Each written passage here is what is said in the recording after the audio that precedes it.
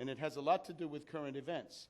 His thesis is, well, as you see, in the contemporary world, the greatest threat to societal security of nations comes from immigration. I submit this is a lie. The main threat comes from economic breakdown crisis, financial crisis, globalization, the destruction of the standards of living, the union busting, and generally the death agony of the US dollar. So if you believe this, if you go with me on this, you'll be fighting finance oligarchs. If not, you'll be fighting other groups in the population. Just a couple of words now. The history, I say invisible government, what is it? 3 key events. Grover Cleveland capitulates to Morgan, the USS Maine and the Spanish-American War, the McKinley assassination, very quickly. J.P. Morgan, the dominant figure of Wall Street, Jupiter. Who is he? Why is he there? He's the agent of the British. He represents the city of London. A charming fellow. Here he is talking to the press. J.P. Morgan. Who does he work for? King Edward VII of Britain. Nobody less. Some people say, oh, Rothschild. Here, this is Rothschild's boss. This is the guy who snaps his fingers and Rothschild jumps. Rothschild wants a seat in the House of Lords, and he's going to get a seat under a palm tree in Palestine, thanks to King Edward VII. And of course, he's an old roue and degenerate, but he loves the Anglo-Saxon master race. That's his plan. Here's Grover Cleveland, Democrat. He's going to capitulate.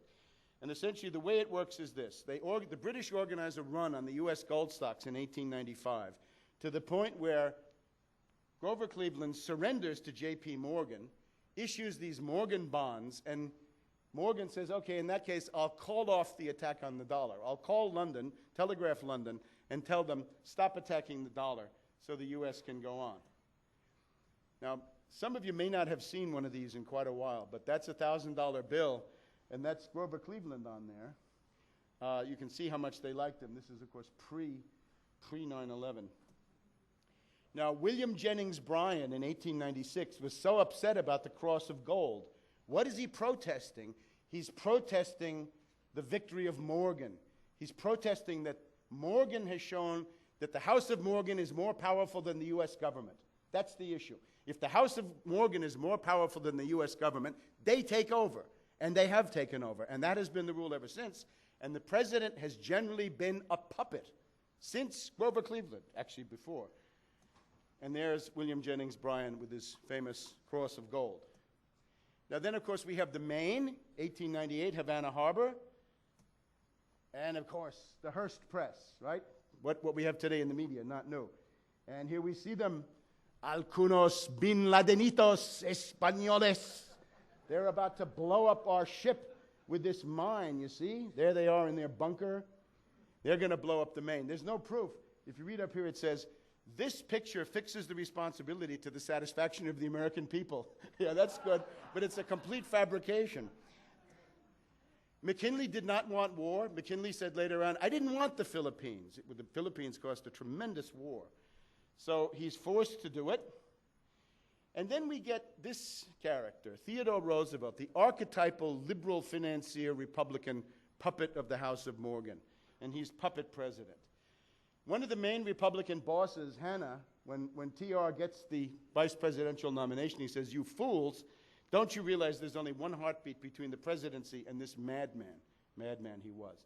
The British ambassador was his sometime controller and said, you must remember that the president is about 6.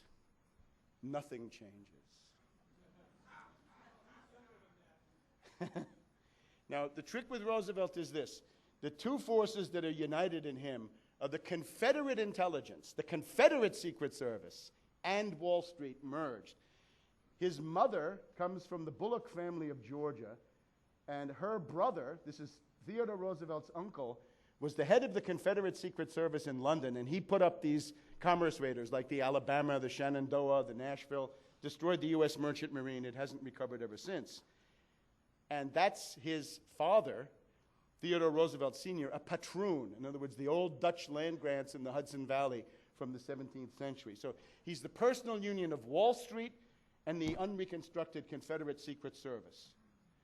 Now, the only problem is McKinley is still president. What can be done? Assassination. Here's McKinley being assassinated by Czolgosz in Buffalo in 1901 to get rid of him so Theodore Roosevelt can become the puppet president.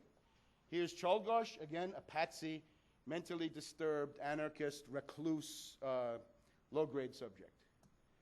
That's the controller. That's Emma Goldman, who had Czolgosz in her settlement house and prepped him in the way that somebody must have prepped Richard Reed to do what he did. So the wretched man went out and did it. The last case is Woodrow Wilson. Of course, he institutionalizes the Morgan supremacy through the Federal Reserve. Here's his controller, Colonel Edward House. Edward House, known to his friends as Whore House.